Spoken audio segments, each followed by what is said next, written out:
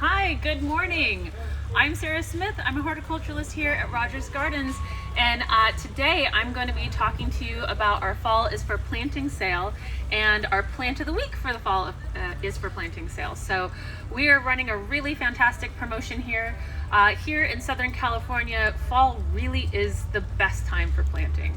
I think a lot of people just automatically think spring is when you start doing all of your gardening, and that's true in other states, but not here in Southern California.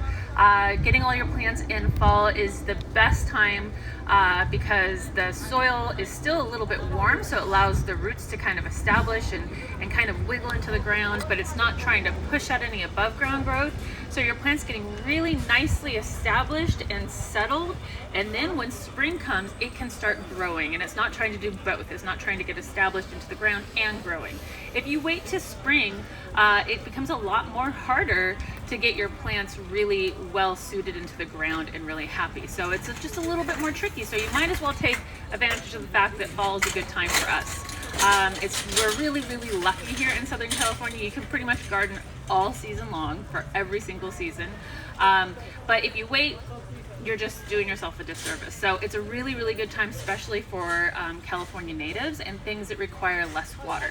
The other good benefit is that you can start watering them in the wintertime. We hopefully will get a little bit of winter water. Fingers crossed, we'll see. I know we're kind of heading into a drought, so but they can take advantage of all that winter water as well if we get it. And then for especially California natives, trying to establish them in the springtime is really hard because they don't like to be wet during the spring and then the summertime. So this is a good time because you can actually water all of your California natives now. So if you've ever struggled with natives before, and I know when I was a novice gardener, back when I was knee-high to a grasshopper, I could not get anything established. It was a native, and I just kind of gave up. I didn't really realize that I was really kind of doing it totally wrong. So what you want to do with those natives is plant them now, to give them supplemental water in the wintertime, but start cutting that water in the spring, especially in the summer. You got to think, what do these plants want here in Southern California? How do they function? They do not get rain in the summertime. That's way too confusing for them, and being hot and warm is just like a bacterial breeding ground for these kind of plants, so they don't like that. So you want to make sure that you're not watering them like we would normally be watering all of our other plants that aren't California natives. So it's a little bit backwards from what we're used to. But once you understand that, it really is amazingly easy, and you really don't have to do much to them. So it's really great. So the plant that I'm going to be talking about here is all of the yarrows. Isn't this beautiful? So botanically Achillea comes in a bunch of different really cool colors. There are California native yarrows. These are varietal types here that I have. We have the terracotta. This is Eve terracotta, and I love how it is like a little bit of that reddish orangish pretty color, and it moves on into a yellowish color. And this is a great spreading, super duper easy plant. The foliage is so beautiful. We have this, not this variety, we have a white variety planted in our bird and butterfly garden, and people are constantly asking about that plant, even when it's not flowering, because the foliage is so beautiful and everybody thinks it's a fern. So it looks super lush and beautiful, and everybody's like, what's that fern? And I know automatically they're talking about this, but unlike a fern, it doesn't need a lot of water. Actually does better the more neglected it is, even soil wise with fertilizer. If you fertilize these too much, they get a little leggy. If you keep them in kind of well draining, really kind of poor quality soil, as long as it drains well, they're really happy. They're nice and compact. The flowers will get nice and tall still, but the foliage will stay nice and compact, and it doesn't get floppy and require a lot of staking. If you see a yarrow growing where it gets really tall and kind of crazy, they're over fertilizing it. They're over watering it. I used to drive past a place that planted some really beautiful California native stuff and low water stuff that was in front of a coffee shop, and I was like, let's watch this and see how this goes. And I could tell right away that they were over fertilizing it, because the yarrow got crazy tall and out of control. And what did they wind up doing? They pulled it all out, just because I think simply they didn't understand how to take care of it. So it didn't do what they wanted it to do. If you just kind of leave this and just let it not have too much water, you can water it now in the fall time when you plant it. You can water it through the winter time if we don't get the winter rain that we're supposed to get. And then slow down in the spring, definitely towards the end of spring and summer, definitely slow down that water. maybe once a week, maybe every 2 weeks or so, and well draining soil, that's all you need to do. So they're really, really pretty. I love these other colors too as well. I grabbed a bunch of the ones that we have. This is the Desert Eve Red, and this is the Desert Eve Rose, and they're so pretty. And what I really love too about Yarrow, and it's true for most of them, the color changes. This is one plant, but you have multiple colors on there. Once these get tall, because these will get some height on them, they make really good cut flowers too. So they last really well in water. They're really pretty. It's a nice filler. You can get all kinds of really beautiful colors. They dry really well too. So right now in the floral world, dry flowers are all the rage. So these are really good for that too. So it's really nice. Super, super easy. Great in containers as well. If you're going to plant them in containers, use the cactus mix. That way it has really good drainage. No saucer underneath this. You want the water to just run out and run out. So if you have to prop them up onto pot feet so your pot drains well, that's totally fine, but don't let them sit in their own water. So no saucer underneath this guy if you do it in a pot. But so pretty, such a great filler. I love how ferny and just absolutely beautiful the color of this is, and really spreads pretty well. If it gets too big in your area, you can always divide it. So you actually just go through with a little trowel or a shovel and just dig out chunks of it, and you can replant it into other areas because it will spread. These ones are actually pretty good. They don't reseed too much. Some yarrows can seed and reseed into other areas and become a little bit like invasive in the garden because they'll pop up in areas that you don't necessarily want it to. But these ones don't have that reseeding habit, which is kind of nice as well.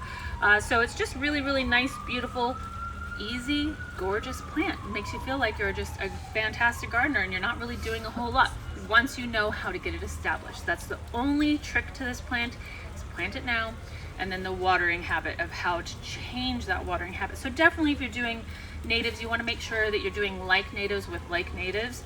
There are California natives obviously that do okay in the snow because we have snow here in Southern California. There's ones that do well with a lot of water because they grow near lakes. So not all natives are low water.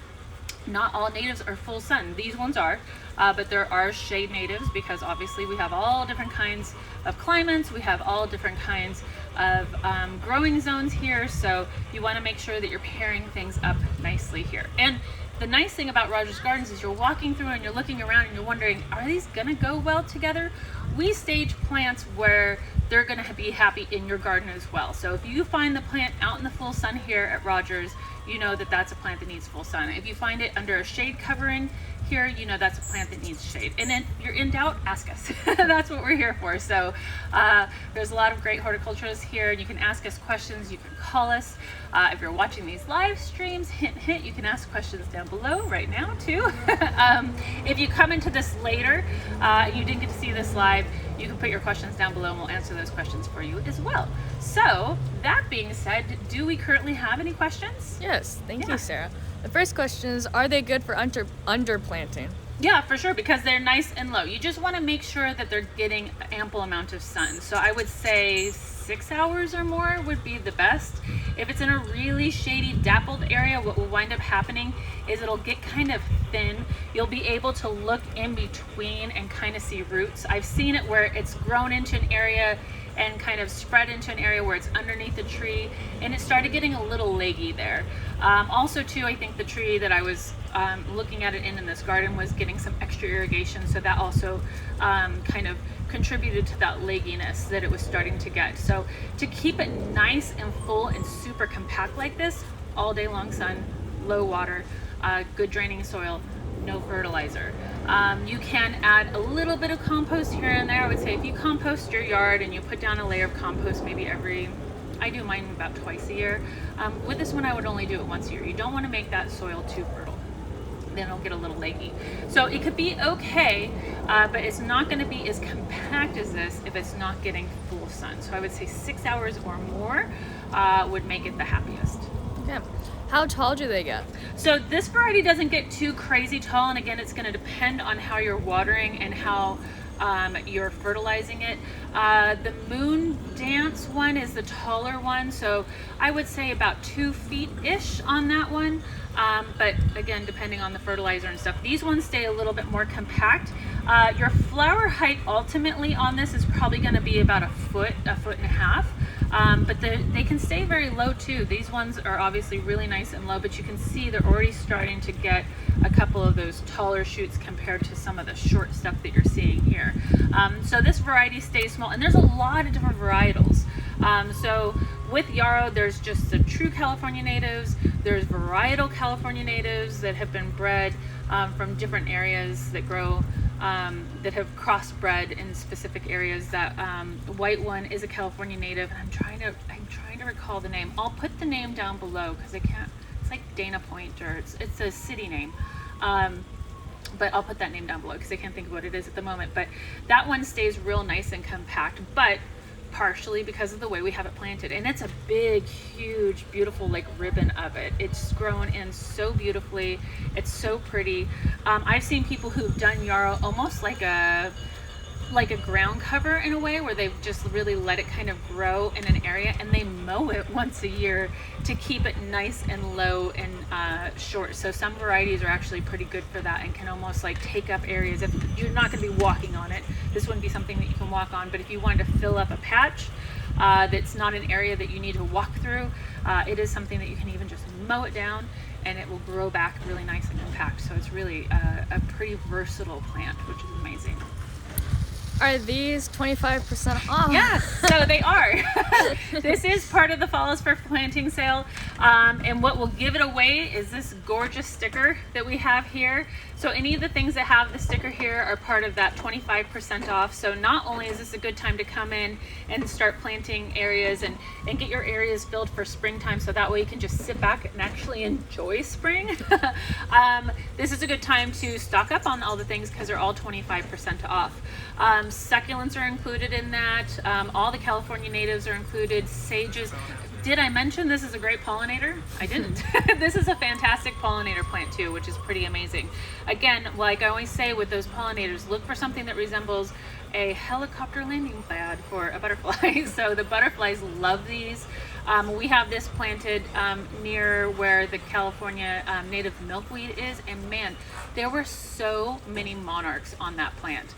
It was really kind of amazing. You can stand there, and people would get confused because the native milkweed is a little bit new for people, and they're like, is that the milkweed or is that the milkweed? So this is the food source for the adult butterfly. They go after the nectar. The milkweed is what they lay their babies on and the caterpillars eat. The caterpillars do not eat this one. So it's great for that. It's great for hummingbirds as well. Our sages are part of it, so a lot of the pollinators are part of it, and stuff that's low water. So we're really trying to encourage people to not only think about the bringing in pollinators, because we've really taken up a lot of space, and that's kind of pushed a lot of the pollinators and all the natural butterflies and birds and hummingbirds and stuff that we have here. We've kind of pushed them away, so we're trying to bring them back in so they have food sources in urbanized areas, so they're not being all pushed out to the mountains. So it's kind of a really great thing. And something that we also really want to make sure is that we're promoting things that are low water. You can have a gorgeous low water garden that's absolutely lush and beautiful and looks like it's something that you're adding a ton of water to, but you're not. There's really great ways to fake it. So we call that dry lush, and it's really kind of an easy thing to do once you really get your head wrapped around it. So you don't need to water like crazy. Lower that water bill for yourself. You're saving money right there, and just make it a whole heck of a lot easier on yourself. So this is part of that. Like I said, all the natives are as well. All the sages are. So there's a lot of great stuff here, and we have anything that's got this little sticker on it, it's part of that sale. So it's really kind of great. And we'll be introducing a different plant for you every week, so you know all the different things that are part of it, just like we did for the hummingbird summer. So you'll get to see all the cool things that we have going on. And for showing you this one, we have a really good stock on it right now. However, what winds up happening is we do these videos and we sell out really quickly. So if you're like, ooh, I gotta get me one of those, come in soon, because they do go pretty quickly. But we have a good stock at the moment. All these beautiful colors. I love just the gradient of how they bloom, that kind of ombre kind of look that they give you. It's just so great. Any other questions? Yes. When do they bloom? So they're gonna bloom for you practically year round. They're really going to kind of slow down towards the end of summertime. So ours slowed down at the end of summer, but then again, remember that foliage is just so beautiful, and that's when we really kind of got the more questions on it, when it was just the foliage. People were constantly asking us about that one. So they're just starting to kind of bloom now, but you practically have blooms almost year round. They're just starting to come into their own. So that one we have that's really nicely well established is just starting. These are blooming a little bit sooner than the one down there. That one down there is just starting to come into it, which is really great. So pretty. All right, do you have a sample plan for setting up a butterfly garden? We have our display garden here, so you can look through that and then see how we have that kind of zoned too, because you want to make sure that if you have something that requires more water or more shade, that those plants are kind of zoned together. And hydro zoning is what we call when we're putting plants together that require the same kind of water. We also have a really fantastic referral list here that you can always come in and ask us for, and there's people on there that all work here in Southern California. They're people that we know and trust that can help you with that kind of stuff. I'm gonna shout out to Lynn Hillman. She was an employee here. If you used to come into Rogers, I'm sure you remember her. Just beautiful, long, white hair. She still does consults. She's no longer here at the store, but she still does a lot of really fantastic consults, and that's something she's really good at. So there are a lot of people that can definitely help you with that. And then of course you can come see ours, and we always stage the plants that you see up in that garden down below. So it's kind of like shopping off the mannequin, right? So you see something that's all done and really well displayed and curated, and we sell those plants. The thing that I always tell people when you're planning on doing a garden is think about how big it gets. A really good gardener, someone who can design well and someone who can really get their yard looking nice, looks at a plant and understands the habit of it and how big it can ultimately get. So make sure you're Googling, you're asking us questions. We're telling you how big things can get, because if you plant something like this and you want it to stay exactly the size, that's not how it's gonna work. So it's gonna get big. So a good gardener almost can see in the future and understand how it's gonna look. Don't plant for instant gratification. Instant gratification just means way more maintenance down the road. Really, like 95% of maintenance in a garden is poor planting. So if you're maintaining your garden all the time and you're cutting things back all the time, that's because it was planned poorly. So you don't want to do that. You don't want to have to worry about planting something and constantly digging it up and taking it out and dividing it up and doing all that. That just means that it's the wrong plant for that space, pretty much. So yeah, you can come check out our garden. We have a great referral list. You can see how things are growing for us, so that can help you plan better. And then of course, ask us questions. That's what we're here for. So a lot of us are really good at. I'm also gonna go do another shout out to James Maxwell. He's fantastic for all the natives. So if you have native questions, he's a great one here on our staff that really is fantastic with all the natives and can help you out with that as well. Okay, that seems to be all the questions Awesome. for today. Thank you, Sarah. Yeah, thank you so much for joining me. If you have someone in your life who's an avid butterfly lover or hummingbird lover, or who's just looking into maybe getting into natives or kind of changing up their garden and making it a little bit more naturalized, make sure you tag them down below. If you haven't signed up for our email list, make sure you do that so you know all the fantastic things going on here. And then check out our YouTube page. We have so many fantastic videos there.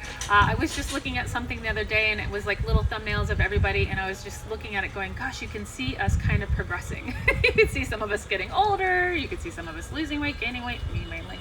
But it's just kind of funny to look at all those and think about how long we've been doing this and how much great wealth of information is there that's just absolutely fantastic. So if you've ever got a question, we've got a video about it, I guarantee it. So make sure you look through that.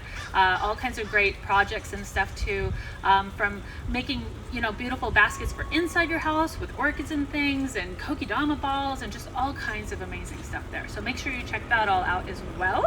And thank you so much for tuning in. So if you got more questions, you came into this late, add them down below. We will answer those questions for you. And be well and be safe and happy gardening, everybody. Bye.